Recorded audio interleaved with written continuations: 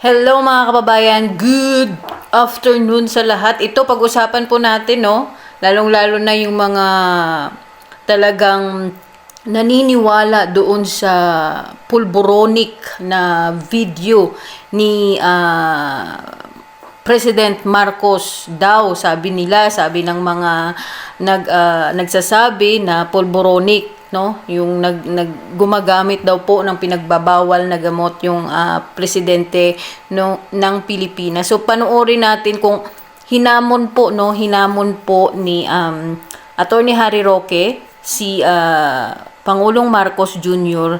na idemanda siya ng libel, no, kasi yun nga, hindi pa rin sila naniniwala doon sa video, no, na pinapakalat nila, at parang kahit ako mismo, no, talagang halata naman talaga na parang ano siya yung fake. Tapos pero sinasabi nila na meron daw raw video yun. Sana yun na lang yung pinakita nila. Pero sinasabi na malabo daw yung raw video kaya inedit nila at pina-authenticate pa nila. So ang tanong dito, no, ang tanong dito, kakasa kaya sa hamon si President Marcos, no, sa hamon ni Attorney Harry Roque na kasuhan siya ng libel. Panoorin po natin kung yung hamon ni Attorney Harry Roque, kasi nga kinasuhan na po sila ng NBI kasama po si Maharlika.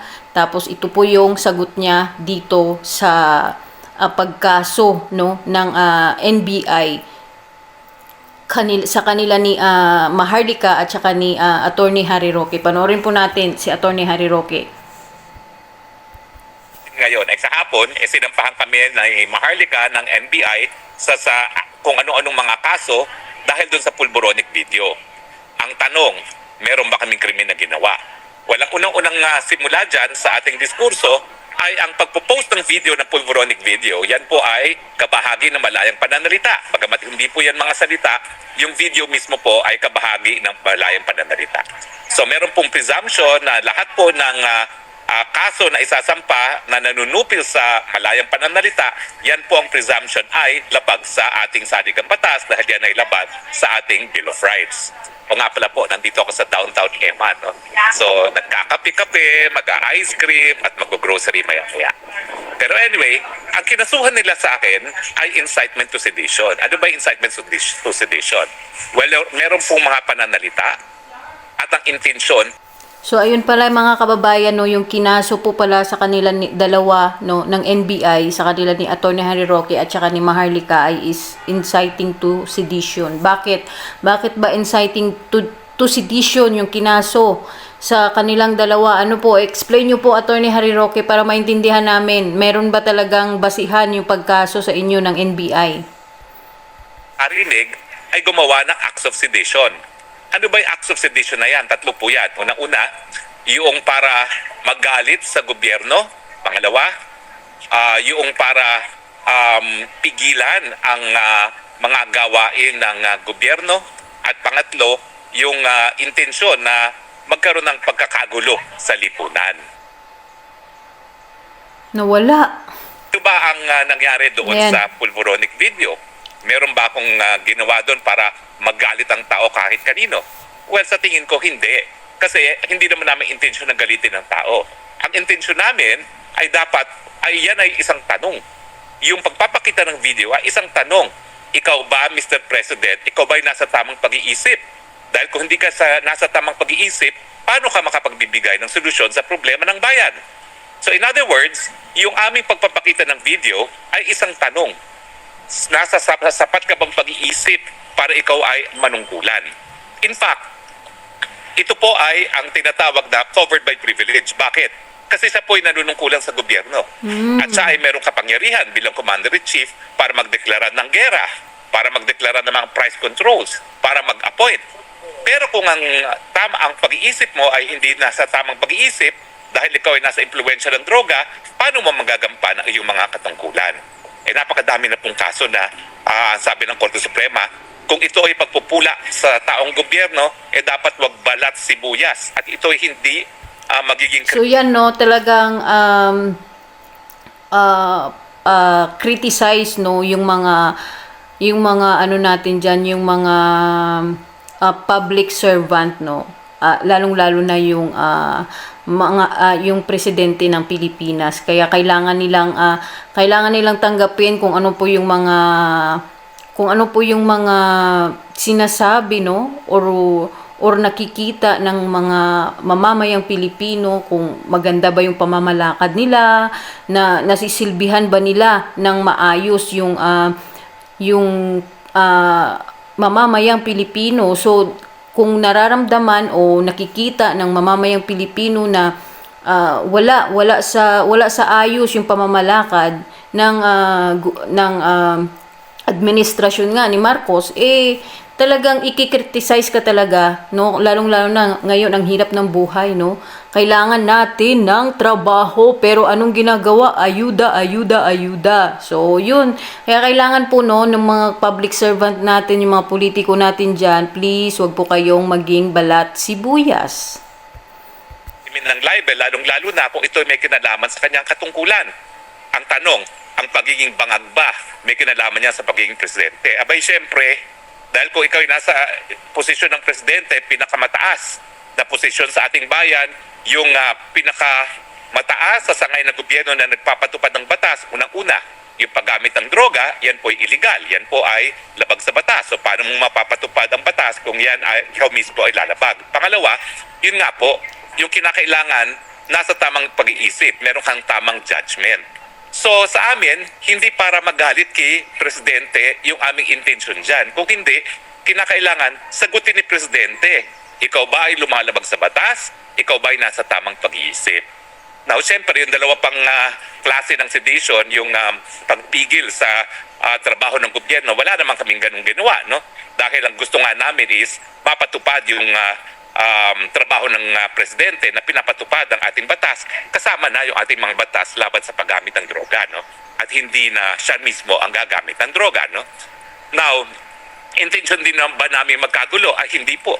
Dahil ang intention namin talaga ay sitahin ang mga taong gobyerno at siguraduhin na sila ay nasa tamang pag-iisip para magawa ang kanilang trabaho.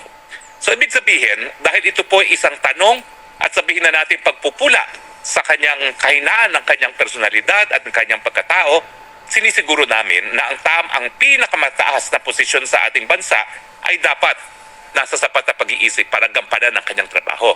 Kaya sa tingin ko, walang intent to commit sedition. Okay. Now, bukod pa dyan, yun na nga yung sinabi ko, no? Ito po ay tinatawag na privilege communication. Bakit privilege? Kasi nga po, ito'y pula. Ito'y isang tanong sa taong gobyerno na dapat sagutin.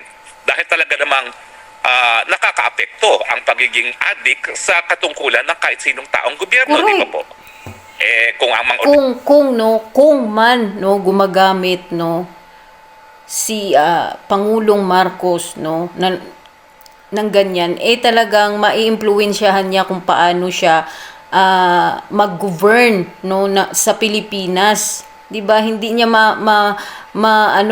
kumbaga hindi niya mapabuti yung pamamalakad sa Pilipinas, yung mga pulisiya niya maganda ba, nakakatulong ba sa mamamayang Pilipino. Ganun lang naman yun 'di ba, mga kababayan? Ordinary addict, hindi natin pinapapasok sa ordinaryong mga trabaho.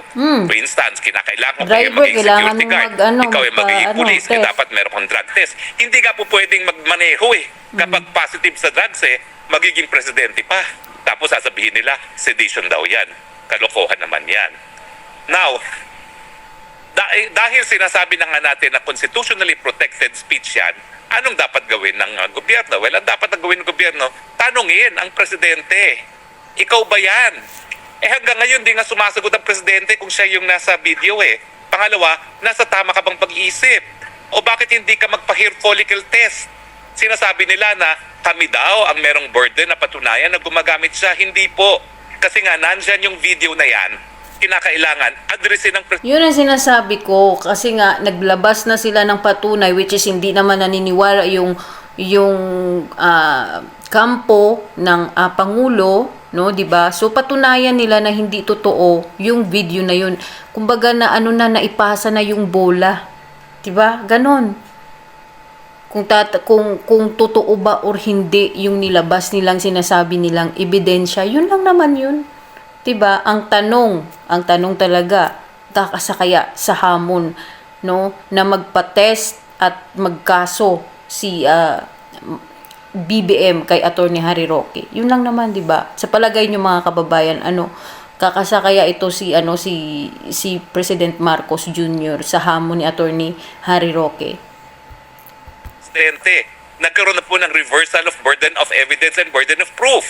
Kinakailangan siya magsabi na peke yaang video na yan.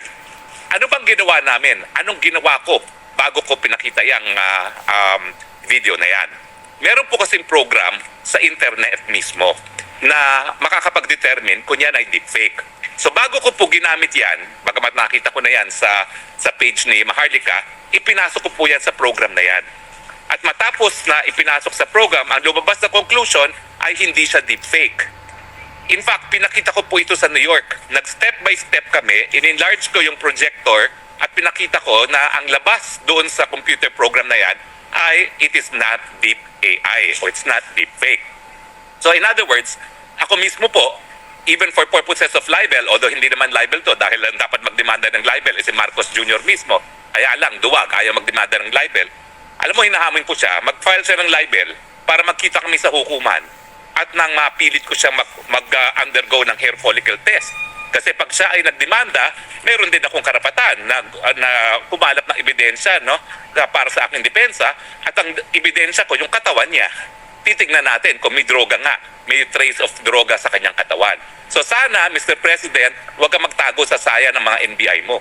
Harapin mo, kami, demanda mo, nang sa ganun, mapilitan ka namin magpa-hair follicle test. Dahil kahit anong panawagan namin, hindi mo naman pinakikinggan. So baka kinakailangan talaga, korte ang mag-order na ikaw ay mag-hair follicle test. Pero bukod pa dito sa computer. So ayan mga kababayan, yung hinahamon po ni Attorney Harry Roque, si President Marcos Jr., no, nasampahan siya ng kaso ng libel, no? At ang tanong na lang dito, kakasaba sa hamon ni Attorney Harry Roque si President Marcos. So abang-abangan natin yan sa Lunes, bukas.